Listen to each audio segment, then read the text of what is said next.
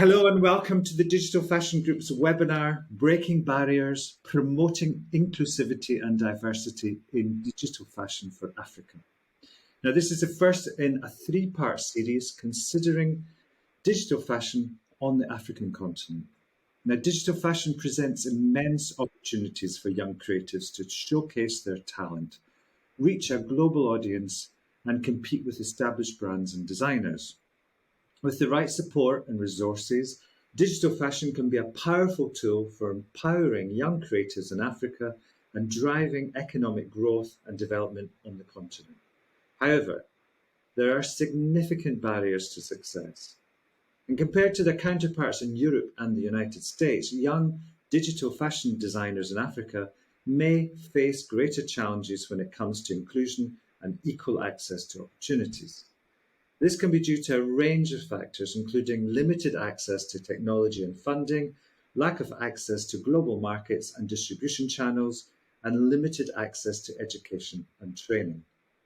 Now, the Digital Fashion Group, in partnership with Clo3D, has created the Digital Equity Scholarship, which provides 5 scholarships every month until the end of 2023 for African fashion designers.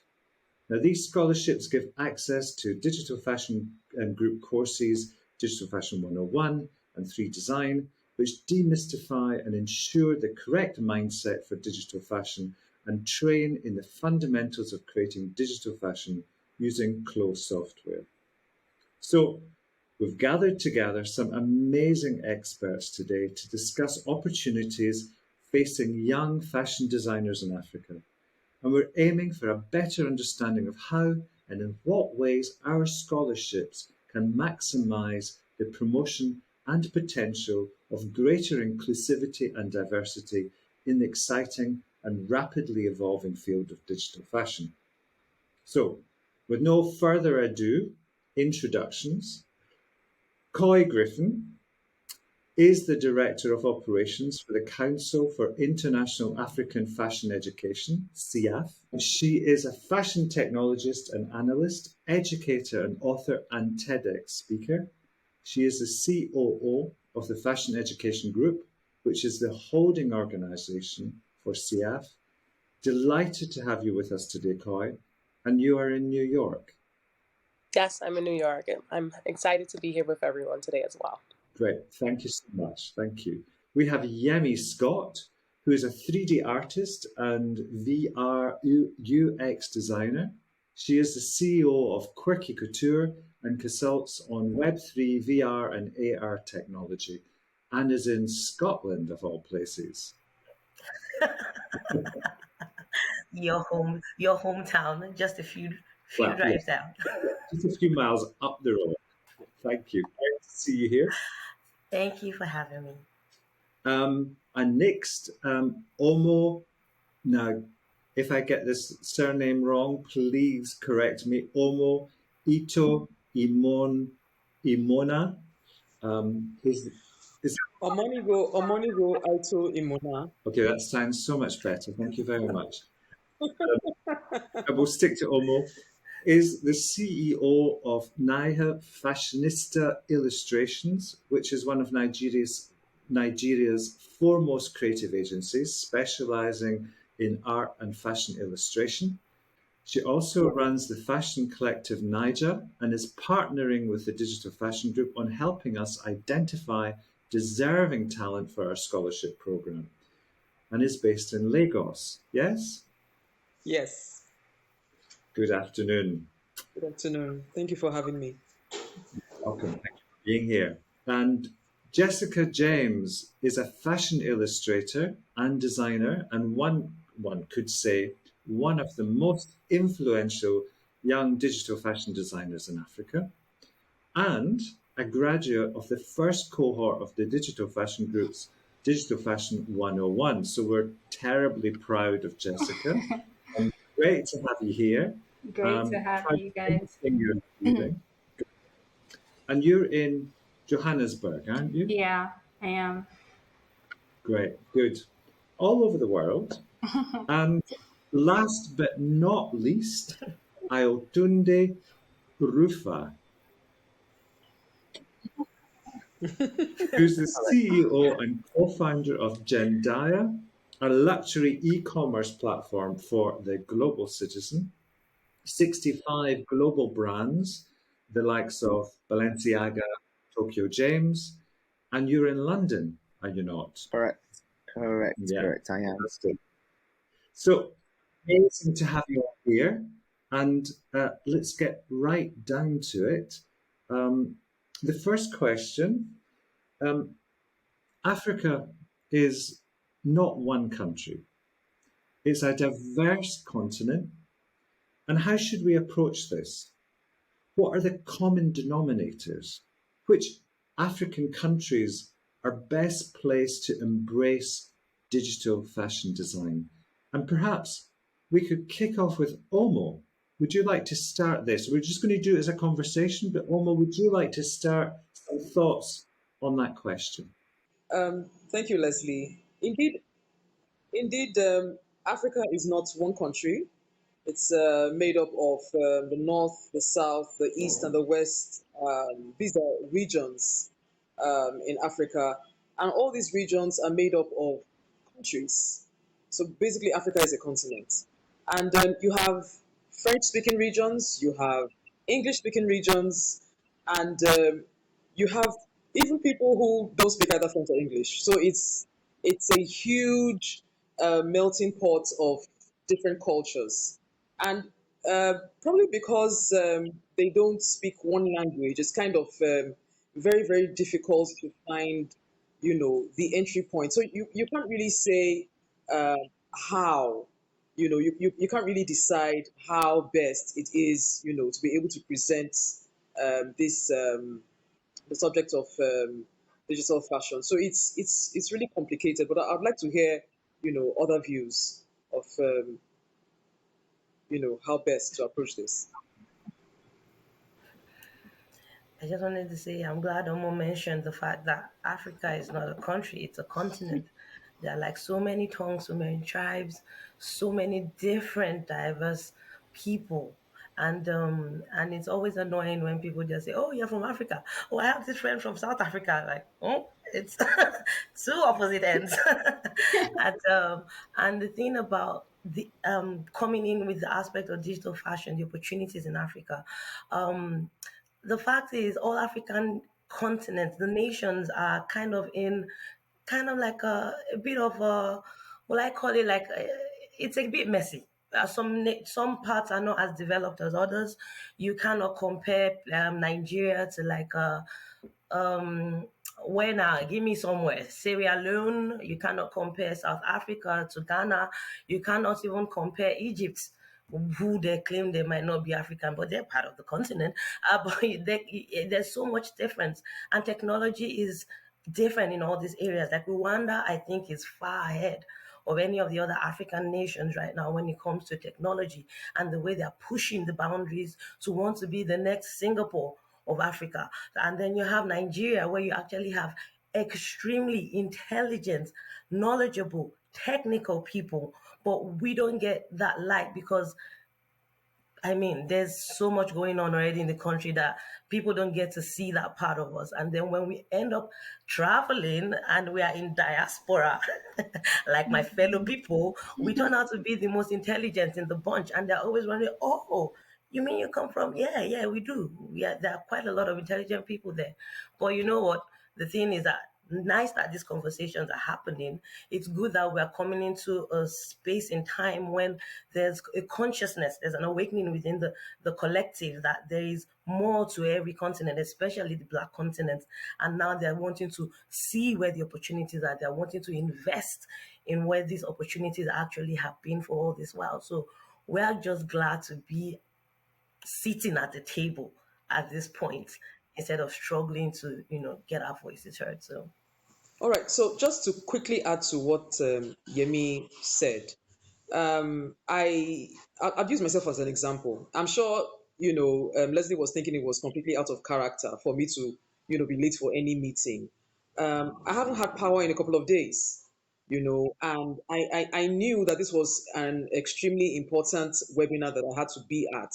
and I began to run around, looking for fuel to power my generator. So these are really huge issues. I mean, it's a no-brainer, for people in the West to have power, and this, when you take away these comforts, it becomes, no matter how intelligent you are, it becomes really, really difficult to be able to, excel, because the environment is just militating against you. So yes, Nigeria does have, incredible talent. We are supposed to be, pretty much, at the forefront of technological advancement in Africa. But a combination of things like corruption, a lack of basic infrastructure and amenities, kind of like militate against this. And Jessica, do you have anything to add to this? Yeah. Particularly the part which countries are Um, best placed to embrace digital fashion? I would, for me, thank you for Yemi and Omo for the beautiful insights. I couldn't have said it better than you guys did. For me, I feel like coming from Nigeria and moving to, let's say, Johannesburg, it was a bit different because all of my mindset, as much as I expose myself to what's happening around the world is it was a big shift to see how fashion is being handled in South Africa compared to Nigeria. And it's kind of hard right now because I've been exposed to not just only how fashion is run in South Africa, but also in Paris for Paris Fashion Week because of the company I work with, and it's so different. And I just feel it's kind of hard to. I would say Nigeria if I hadn't like been exposed physically and like experiencing all of those things for myself, because I feel like Nigeria actually also sets the tone for the fashion world in Africa. Basically, most African designers you see making it out there, they're mostly Nigerians, South Africans, Ghanaians. So I'll say Nigeria. Koi, Koi, do you want to go first or should I? Yeah. I think everyone hit it right on the nail. There we need a lot of resources, and I think to kind of add to it, I think what's also needed is really closing the skills gap of the development for digital fashion, right? And this is why programs like what we're doing here is super important. So one is educating people of the opportunities that are available, and then tailoring those opportunities for each region, right? Because it's going to be different all around, but making sure that we are customizing those options so that people can understand and digest it and then apply it to what fits best for their needs. Great. Ayu? And I, yeah, and I think just kind of touching on what's been said, it's all been said very well, and you know, most of my points. But the continent is very nuanced. How people consume fashion or luxury or fast fashion is all very nuanced, not just by region but by country. So let's take Nigeria for example. Yes, I actually agree. Nigeria is probably one of the better or best countries to adopt digital fashion because of the fact that a lot of the designers that are well known from the continent, a majority of them are actually from Nigeria. And this has been for a good while. It's not just a recent thing from the Lisa Falawios, the Toluways, right up until Lagos Space Programs and Bloke and whatnot, who are LVMH prize finalists today, right? However, as Omar mentioned, there's so many things that militate against the adoption of digital kind of progress, specifically within fashion in Nigeria alone. There's a nuance, in fact, between if you live on the island and if you live in the mainland, let alone if you live in the rest of Nigeria. So there's so many things to consider. But I think one of the it doesn't I don't think it negates from the fact that Nigeria probably is still one of the best places to adopt digital fashion. But I think there needs to be things in place, better education, as Koi's mentioned, and also just I think infrastructural changes, so educational systems that are actually intentional about driving this forward, and so have the budgets and the resources to educate people. But yeah, Great. that's what, Good. that's what I think that's a very good foundation starting point for the rest of the discussion. So we've really identified what some of the key issues are. And coming back to about education, Nkoya, I'd like to start this question with you. What are some of the main challenges that young African fashion designers face when trying to learn digital technologies? And what can education do, or what can it do better? Yeah, great question. So this is actually one of the reasons why we started CF, right? When we first started, we did a survey of all of the fashion design programs across the various countries on the continent, and we noticed that the majority of those programs focus just on traditional fashion design. They don't deep dive into the business, they don't deep dive into tech initiatives, they don't deep dive into even expanding your business beyond the continent. And we saw that gap and we created CF to kind of build that skills gap and to ensure that we're providing those opportunities and programs to fulfill those needs. So, one of the main things that I notice is yes, we're focusing on traditional fashion design, but if more programs can introduce digital fashion as an alternative, we can really expand it and reach more people. But in order to do that, there's tons of issues, right?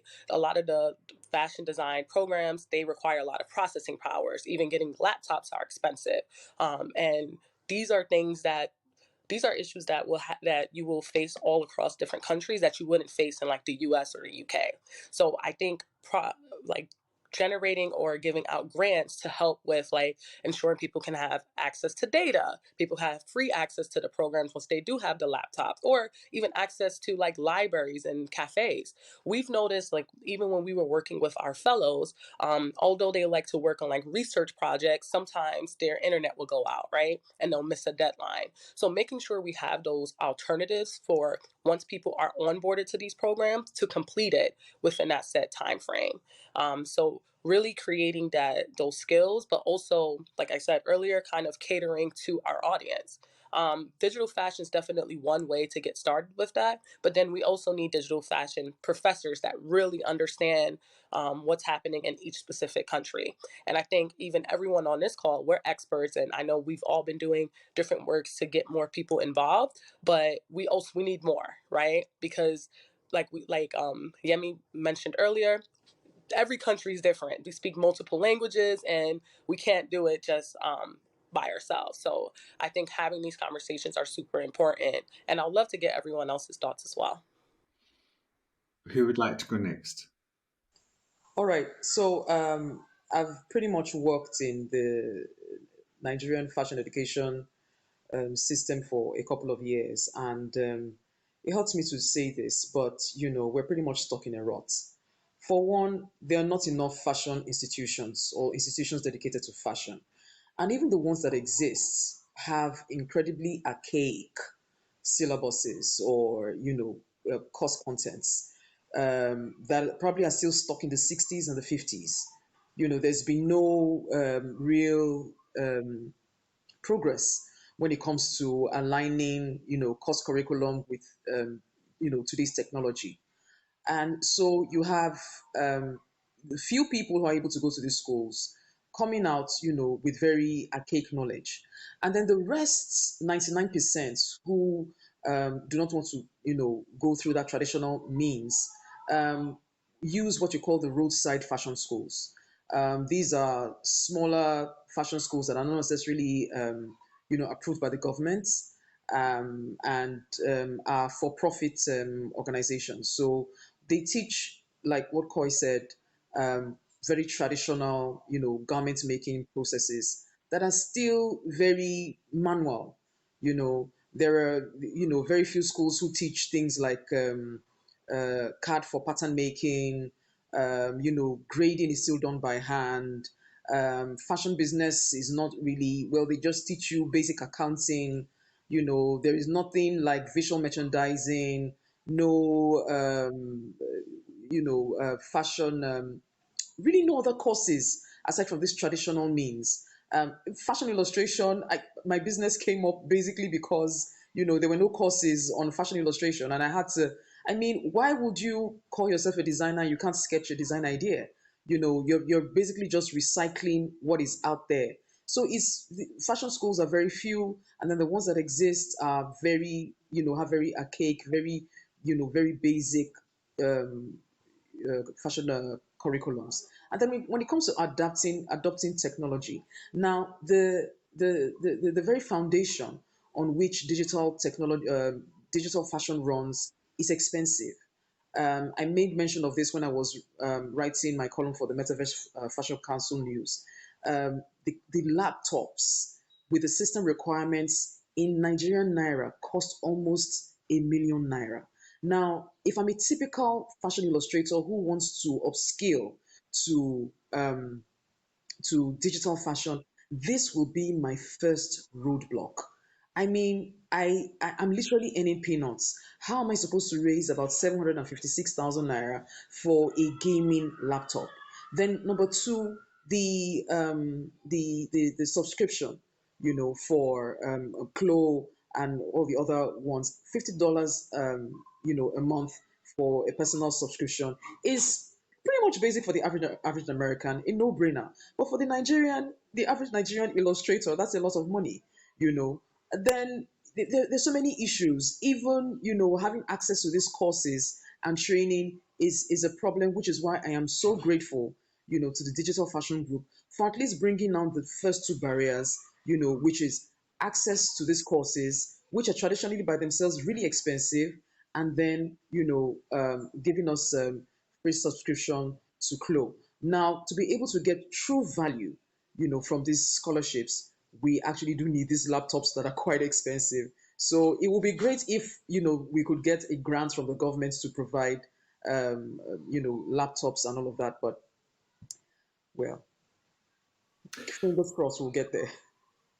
Well, that's another question we'll come to later, but I think ultimately, and we've discussed this before, Omo, I think ultimately that should be our aim to how we can get more hardware, of course. Can I ask you, Jessica? Um, you actually studied a Bachelor of Science in chemistry or something. I can't remember. Biochemistry. Biochemistry. So you come right into fashion design. Hmm. Was there a reason why? Because obviously you must have been interested in fashion. Was there a reason why you decided to do biochemistry first? Yeah, I mean, when I was in uni or throughout like my school days, I was a nerd, like a bookie, like so I was drawn to science. I loved science, biology especially. I just loved how, life forms, like the whole life processes. So it was a no-brainer for me, and I did exceptionally well in school. My parents did want me to do medicine, but as much as I knew like what was written in my books, I just hated the sight of blood and I couldn't stand it. So I couldn't do medicine. And the next best thing was pharmacy. But the year I was supposed to take my pharmacy exams, entrance exams into uni, I had to get my appendix removed. So God saved me, I guess. I was saved because I really did not like the smell of drugs as well. So biochemistry was like the only course I saw that I was genuinely interested in because of the biology factor and me being able to work in like food industries and also giving me the opportunity to go out of the medical field and not like literally spend my life in a medical field, which I really did not want. But once I was done with school, because originally my parents did not support my fashion career. I've been sketching for as long as I can remember. And it was such a struggle for them to support me choosing to be a fashion designer. I didn't understand it. They were always saying, "Oh, you want to be a tailor?" No, hell no. Especially my dad. And it was crazy because when I left uni, I got my first job in fashion. I just wanted to do fashion. Like, even when the lecturers were speaking in class, I found myself sketching away on my, notebook instead of writing notes in class. And it was crazy because I couldn't run away from fashion. It was just something that, came to me naturally. And I got my first like fashion job. Till today, my dad, because he wasn't living in the country at the time. So he really did not know I was working in fashion at that time. And I worked for like 5 years. And I just kind of paved the way for myself, making money for myself because, I stopped collecting money from my parents.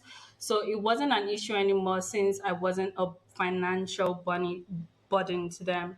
So I kind of like paved the way for myself and like worked as hard as possible to prove them wrong. And I did that by also winning like the Velisco Fashion Fund for 2019.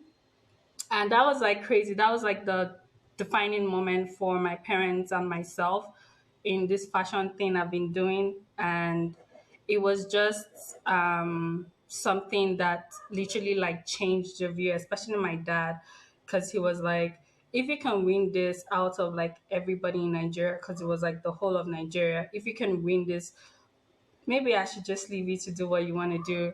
And yeah, that was, when I got like the freedom, then the support, he gave me a space, because I was a traditional fashion designer before COVID hits, before I, transitioned into being a digital fashion Great. designer. I mean, So I yeah. think that's a really good example, and I'm sure there's many, many other young fashion designers have gone through the same situation as you. And I think Yeah. anywhere, not just in Africa, I think that is certainly an issue. Moving on to the next question, and I'd like to start this with Ayo. Um, how can digital fashion help promote African culture and creativity to a global audience? Yeah, I think we've already got some great examples of how digital fashion has been able to expand African fashion lens and the African fashion talent globally. I think the two that come to mind, and it has then allowed and has begotten more opportunities. Actually, three come to mind. The first, obviously, during the pandemic was Hanifa. She's not based in Africa, but she's a Congolese girl based in DC. And that was what everybody was talking about in 2020. And Hanifa went from a small brand in DC to this massive brand that Anna Wintour attended her show, and it's featured in, editorials in Vogue and W Magazine and Harper's Bazaar and whatnot. So, that's one example. So what it does is it brings exposure, it brings awareness, and that awareness also translates into credibility for African designers, and that in turn generates sales, and then it in turn generates more opportunities. So that one first big example was Hanifa and that Claude 3D show that she did in 2020.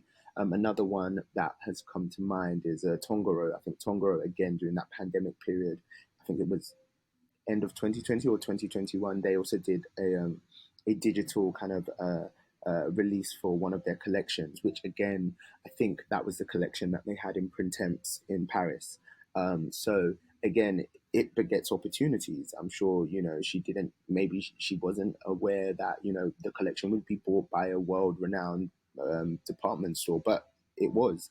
And, now Tongoro is, a brand that people know, Beyonce pulls it and wears it and so on and so forth. And the third, I think, again, during the pandemic period, I think Emmy Casbit also did a digital fashion show, for one of his collections. And so in a way, actually, what it does is if one doesn't actually even have the funds to throw on a big show, you can still be very creative and put on something amazing and eye-catching and headline grabbing digitally.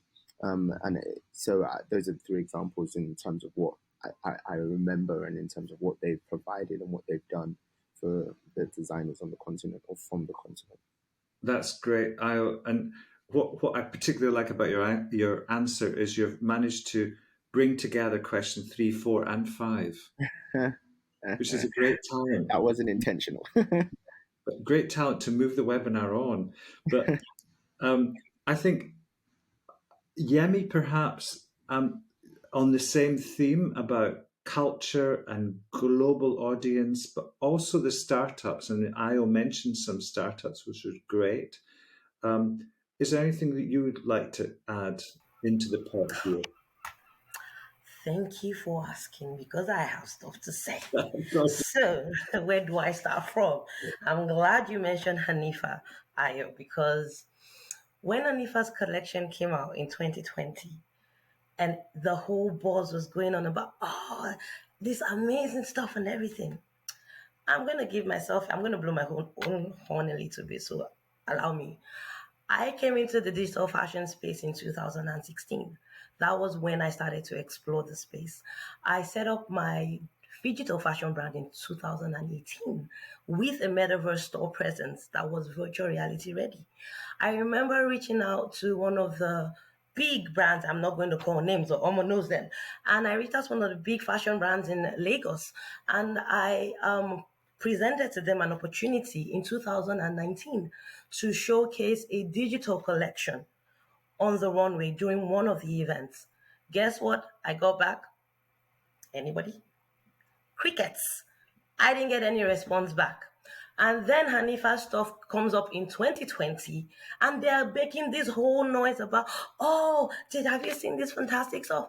I was happy that she did something like that because, as Koi said, the space that we are in right now, regardless of if they are pioneers in the space, we need a collective knowledge. We can't do it alone.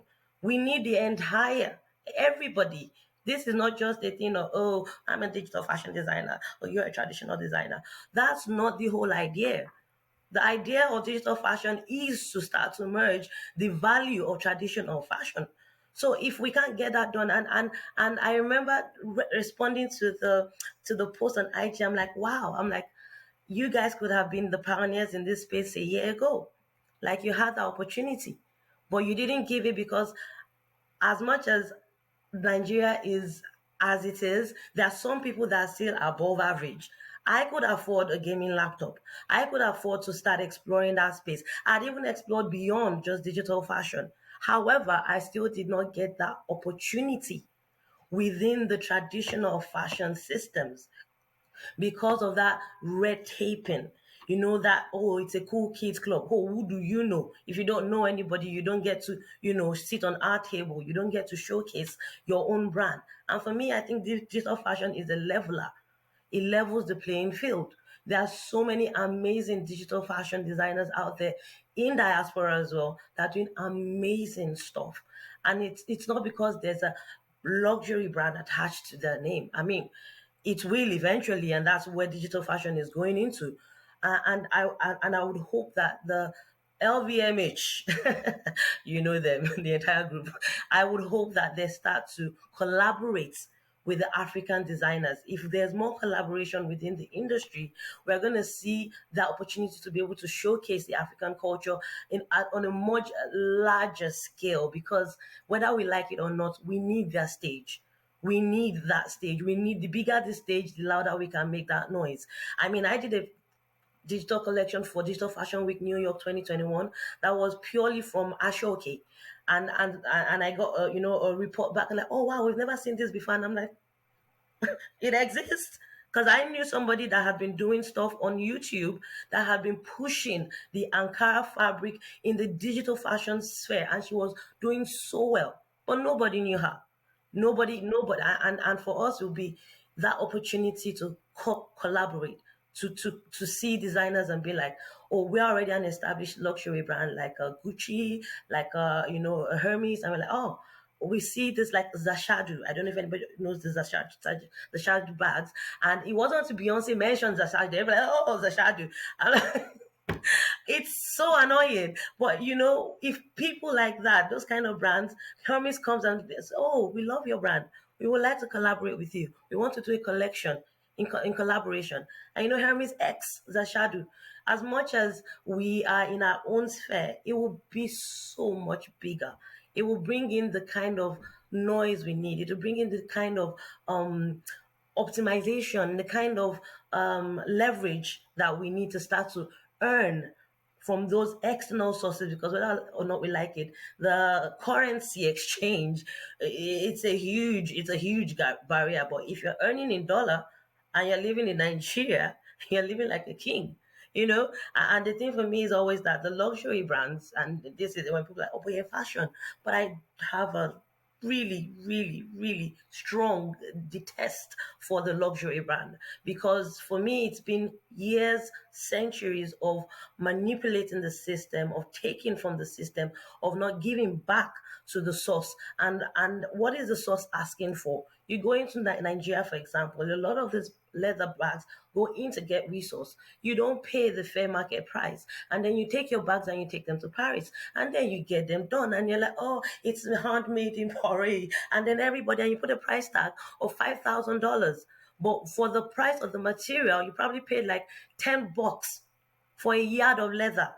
And we're just saying, be fair. If you go into these communities and you're going to collaborate with them, give fair price. If what they ask for in the community is, oh, we just want a school for the kids. I mean, how much is that in the value of the one piece of bag that you're selling? It doesn't take away from your profit. It doesn't take away from your luxury that you have, that the community that you build around that brand. But again, you are giving back to those communities at a fair market value. And I guess that's all for my rant for now. Yeah, Thank you. thank you. That was a very important rant. And there's two key things that I heard coming. I mean, there was lots of really rich things coming from that, but two key things: leveraging and luxury. And Coy, I'm going to move the questions a little bit here, but Coy, I want to first of all come to you about leveraging, because you are an author of a book, Leveraging Tech. And the question that I have here is, how can African fashion designers leverage digital technologies to overcome traditional barriers to entry and compete with established brands in the global fashion market? And then I want to come to Ayo about leveraging, but also where luxury brands are coming in here. So first, Koi. Yeah. Yeah, so I want to use the Tongoro fashion brand as an example because I've worked with their team, the digital fashion team, Bomb Labs, who created the digital fashion marketing campaign. So Bomb Labs is a fashion tech startup that's based in Ghana, Accra, Ghana, and it's owned by Baboa. And one thing that she does very well is when she is creating the garments for up and coming brands or whoever her clients are, she's also teaching them the process so they can understand how it's getting made in the technology as well as how it compares to like the traditional practices.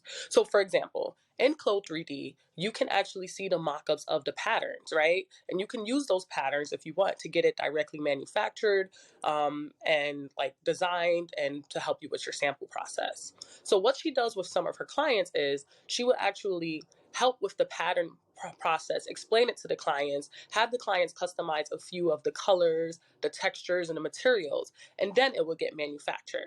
There's one client in particular, we collaborated on a project for this client called SBN Atelier, based in the US. And essentially, she was premiering her first collection with the CFDA runway show a few years ago. So, what she wanted to do differently is she wanted to premiere the collection, all digital good items, and then have it manufactured. While we were doing the process, she was picking out the physical materials, sending us the fabrication, and we would mock it up digitally with Clo 3D and other softwares. So she was able to see like the movement of the fabric. She was able to decide if she wanted to use this or not. And then she was also able to go to her manufacturers with the patterns, the colors, the seams, the button, down to like the color of the button and the type of button, and have them produced it. It helped her design and sample process go a lot faster than the traditional way. So all in all, to say, if you're working with a digital fashion agency, it's very important for you to, one, try to understand how they can make your sample process and manufacturing process go easier, as well as looking at the marketing campaigns. The marketing campaigns are great to get the buzz, but the process of designing the items are also a great way, because once you have that one digital fashion file, you can recreate it and change the colors or alter it a little bit for your next collection. And I think Bomb Labs does a good job of just educating her clients and also making sure that the campaigns look good to the end customer.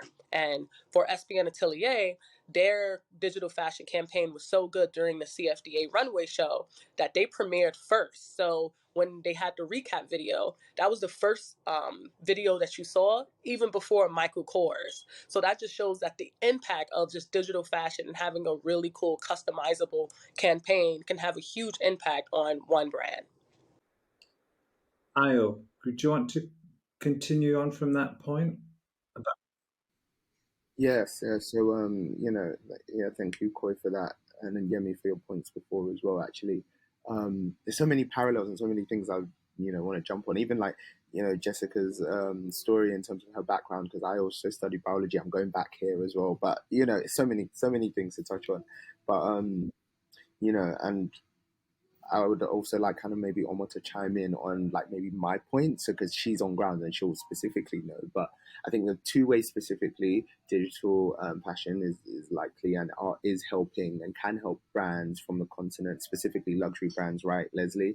I think one, as Koi mentioned, so from a sustainability angle, I think there was mention of being able to just alter different garments, but based on maybe colors or silhouettes and whatnot. If you're doing that physically each time, you're essentially racking up the materials and the costs and this that and the third. But if you are actually doing it digitally, it's actually more sustainable. A lot of fashion e-commerce or fashion startups actually use things like AI, AR, VR, as a means to be sustainable, and that is their sustainability angle, as it were, in which maybe the customer, which might be a B2C or B2B, is able to help towards the circular economy, so circular fashion economy. So actually, digital solutions actually helps luxury brands and even brands in general become more sustainable. And then the other thing I wanted to mention, which I touched on before, I believe digital fashion solutions is also cost makes. Yes, it can cost because you have to initially put that cost down, but in the long run, it can also be cost efficient or cost effective. Because for example, I know that putting on a show every season minimum is well, a good show, you that's subjective. A good show can cost upwards of £80,000 a season. But if you've done it digitally, yes, you might have to make the initial investment for the software and the laptop and then this and that. But after that, you create the environment. You it's online. You can make it as grand as you want digitally. So actually, it's also cost efficient as well. Which I can imagine with Farm Labs, who we've worked with in the past, or we'd also like to work with in the future. Working with Tongoro or Emmy Casbit doing his show digitally as well. I'm sure it saved them a lot of money there as well. So those are the two ways I think it can help specifically maybe luxury brands. Great, thank you. Before we move on to the next couple of questions, which I want to kind of discuss together, Omo or Jessica, have you got anything to add to that part of the discussion about leveraging digital technologies?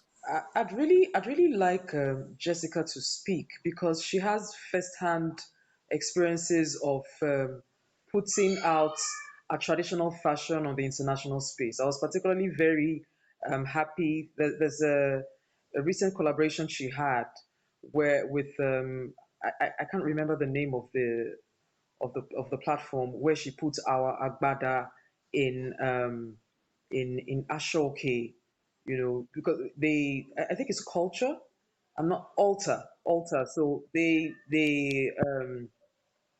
what they do is they showcase the traditions of different countries. So she kind of like represented Nigeria, and she put that out there, and she's done a couple of international things. So I think she will be in the best position, to speak about this. Take us away from that. Yeah. Um, from my own experiences working in digital fashion space, um, I would say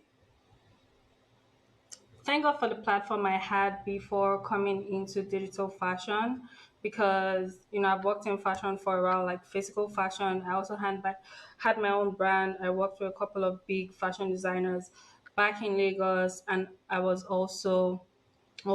also an educator, so I started teaching fashion illustrations and also digital fashion.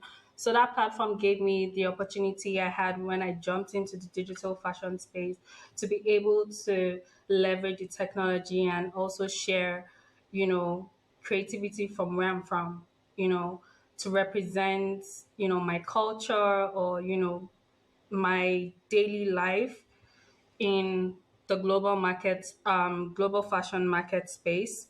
And it's been really tough because we're not given as much opportunities as my fellow white counterparts, if I'm being like totally honest. It always feels like we fall short of just because of where we're from, or maybe we don't fully know what we're doing.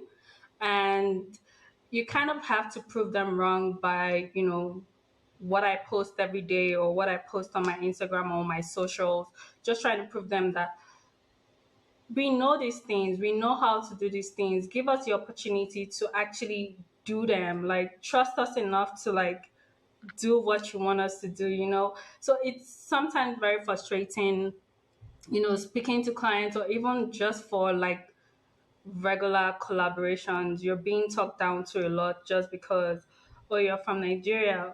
Okay. So you might not understand what we're saying, but like, it doesn't make any sense, to be honest.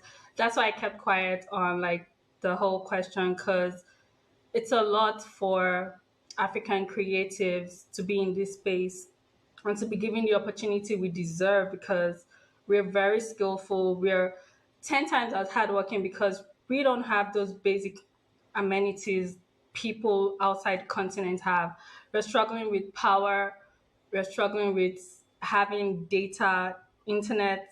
We're struggling with like a lot of things, even support from, our loved ones, them not understanding exactly what we're doing. Like when I told my dad, I'm doing digital fashion, he's like, what's that? And I tried to like explain it to him, and he's like, I don't know what you're talking about. Like, how are you going to make money from it? And I'm just like, daddy, just chill. Like, don't worry, I'll prove you wrong. But it's it's a lot of barriers compared to like, people outside of the continent to kind of pass through. And I'll just leave this as my last point. The only reason why I'm still pushing is because of my passion for it, because I can't envision my life doing any other thing. So that's why I'm like constantly still creating, constantly still trying to bring more people by educating more people about digital fashion, even educating like the brands I've worked with before, like the bigger brands. A lot of them are kind of reluctant to get into the space because they don't really fully understand the possibilities. They always just see, oh, it's just Instagram pictures or, videos, that's about it. But no, like, this literally improves your business in so many ways. It's like makes it more sustainable, improves your production processes. It actually reduces cost if you're able to invest, like just do that first initial investment into, the research and all the hardware and the software needed to get started in the space. But it's kind of hard because you're not seeing like immediate results. I feel like the African space is wired that way. Oh, between a client and a designer, if you're not giving me your fabric and pay me money to make the dress for you and you're taking the actual dress, then, we're not talking anything because there's no like visible exchange going on. It just feels like, oh, I'm just giving you all of this money to create something virtual I can't even touch. So that's something they kind of struggle with, like trying to match it with, the money they're actually giving out to get these things done. So if we were to talk about the barriers, we'll be there. We'll be here like the whole day. So I think I'll just stop Okay, there. that's really great and very important what you were saying, Jessica, and obviously very um, close to your own experience and your heart as well, which is really important. And one of the most important things we've seen coming through digital fashion as digital fashion has been growing is the focus towards collaboration, collaborating with different kinds of industries, with creatives, collaborating with tech companies, collaborating with different kinds of stakeholders that perhaps in the traditional fashion industry there was less collaboration on this kind of level, or less of an understanding that collaboration could reach creative goals. So first of all, I would like to talk about the opportunities of collaboration or examples of collaboration, or how important collaboration is in this field, or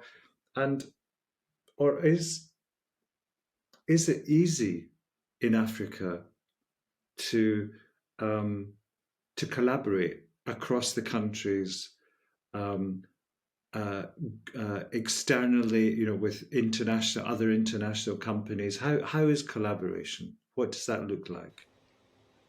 Since joining the space, I feel like I've been in a couple of collaborations that, made sense for my business and what I was trying to build, and some other not so much.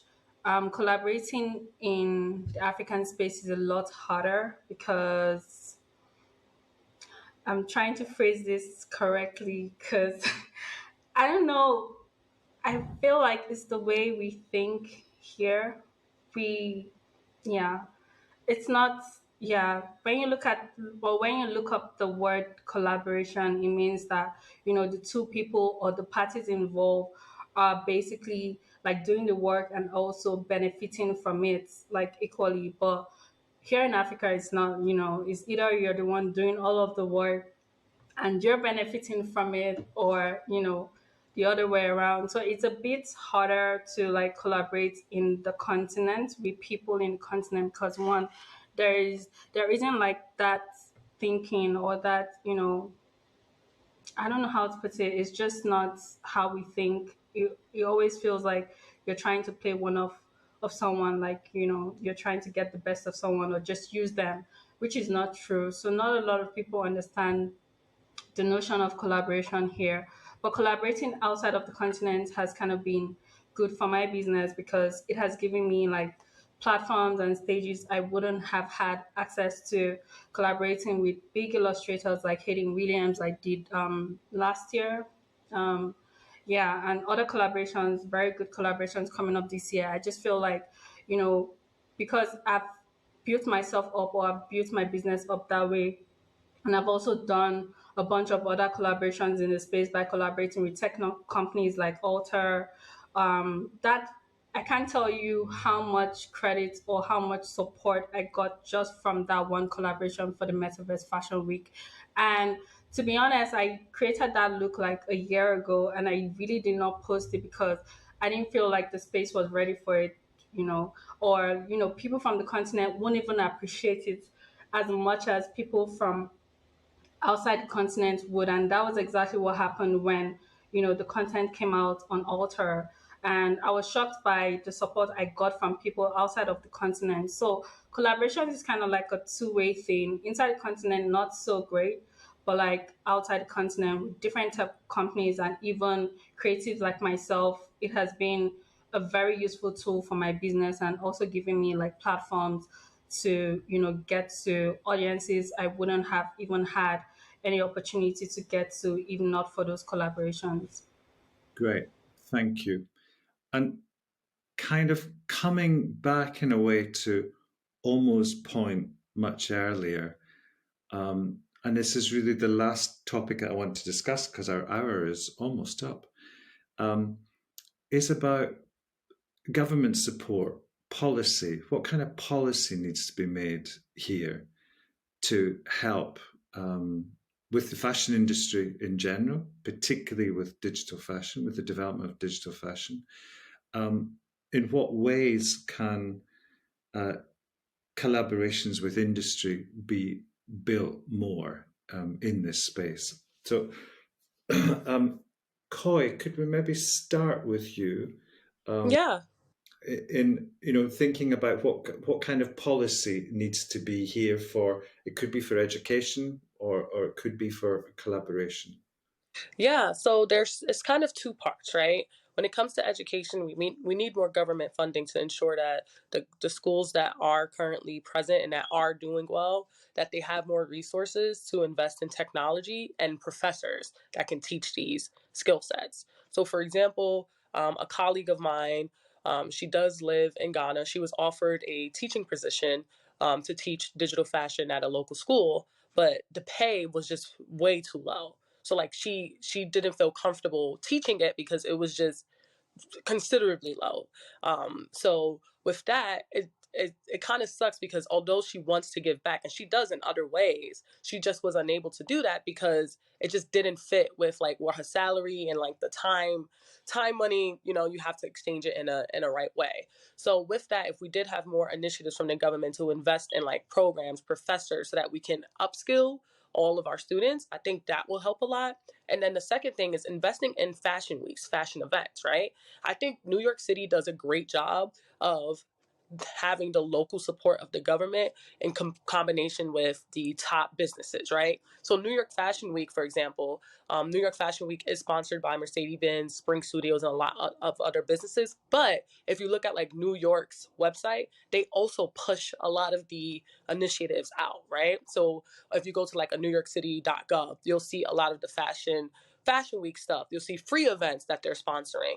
New York also does a good job of having like Sustainability Week that's sponsored directly from like the local government and looks for local designers. So if we were to just replicate things that are working and then customize it to our local communities, I think that will work. But government support can really help push out more initiatives faster. So for example, a lot of people in New York didn't even understand the concept of fashion and sustainability until they started promoting Sustainable Fashion Week, right? So from there, it created that buzz in smaller communities or even impoverished communities around the city, because then they knew, oh, sustainable fashion's a thing. Maybe this is something that I should look into. But that was because the local government kept like pushing it out in a variety of ways.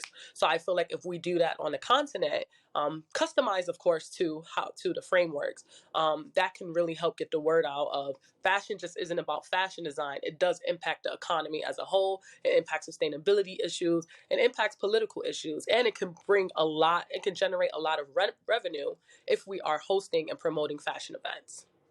Right. Thank you. Ayo, and you're working with some of the top luxury brands. Um, how how could they engage better with this issue? So I think Yemi mentioned it earlier in terms of a lot of these groups. So whether it's the LVMHs, the Kerins, whoever, sometimes it's the group right down to the individual brands. They will take. So Kano has one of the biggest leather tanneries, leather producers for the LVMHs and whatnot. And I actually mentioned this the other day while I was in Lagos, speaking with a friend, a new brand we're about to onboard, who knows some of the guys who produce for these brands. And I was wondering how much they actually pay them, because yes, they will probably pay $10, as Yemi said, and they sell these bags for 5,000 plus. So brands can actually just pay a fair wage. Brands could, and on top of paying a fair wage, do something for the community. Be the ones who give the grants to educate and to provide infrastructure like schools, or providing the laptops and things for the fashion education. Because what does it cost for them? Actually, in fact, it's always a tax write-off, because it's a social thing. So they could do just that and it costs them nothing. In fact, they actually get more back. So I think the groups, specifically starting from the groups, there's so much they can do because they already interact with a lot of suppliers and producers on the continent. So, and then obviously speaking about it digitally, yes, invest in the infrastructure and provide the resources, but even just in general, just be fair, one. But what we are seeing with a lot of individual Western luxury brands, bigger luxury brands, they're doing collaborations, but as to how far they are doing them in a fair way, I'm not sure. I can't speak to that. So we see Karl Lagerfeld doing something with Kenneth Eze. We've seen Dior do some. No, sorry, Valentine. Is it Dior do something with Thebe Magugu? These crossover collaborations, and they seem hot, and there's a buzz about them. But what is beyond that? What is beyond that week of sustained buzz? What is the plan? I mean, it's happening. We're seeing it often. I mean, even Dye Labs just did a collaboration with Anya Hindmarsh, so we're seeing it. And I guess what it does is, and I think everyone's mentioned this, the more opportunities and the bigger the stage the better it becomes for the brands from the continent, right? but I think there needs to be more done. It just can't be surface level. So it's happening. We're seeing all these collaborations, but I think it needs to be deeper and more sustainable and fair. Excellent. I think these are really, really pointed suggestions about, there is a plan. Well, there needs to be a plan. There needs to be collaboration. It needs to be pointed. It needs to be clear where it's going. It needs to help everybody, of course. We're coming to the end now of the discussion, but I mean, I think we could carry on this discussion for ages because it's such a rich conversation we're having here. I think that we've really touched on many really important points about issues, and a lot of this has happened because of a conversation that I had with Omo last summer. That she reached out to me, asked me to be interviewed about digital fashion, and I thought, I don't know enough about what's happening in Africa.